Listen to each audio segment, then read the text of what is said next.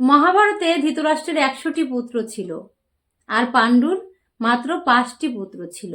কিন্তু তাও দেখা গেল অসৎ পথকে অবলম্বন করা ধৃতরাষ্ট্রের শতপুত্র হেরে গেল সৎ পথকে অবলম্বন করা পঞ্চ পাণ্ডবের কাছে। এই প্রসঙ্গেই একটা শ্লোক শুনে নেব।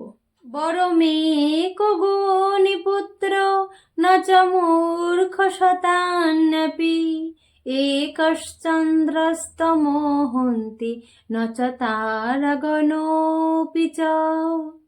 অর্থাৎ শতমূর্খ পুত্র থেকে একটি মাত্র গুণী পুত্রই ভালো। যেমন একটি চাঁদ সমস্ত অন্ধকার দূর করতে পারে, কিন্তু এত সহস্র তারা সমূহ মিলেও সেই অন্ধকার দূর করতে পারে না। তাই নির্গুণ সহস্রর থেকে গুণী একই ভালো, সেটা বন্ধু হোক কিংবা হোক সন্তান, গুণী একই ভালো। নমস্কার।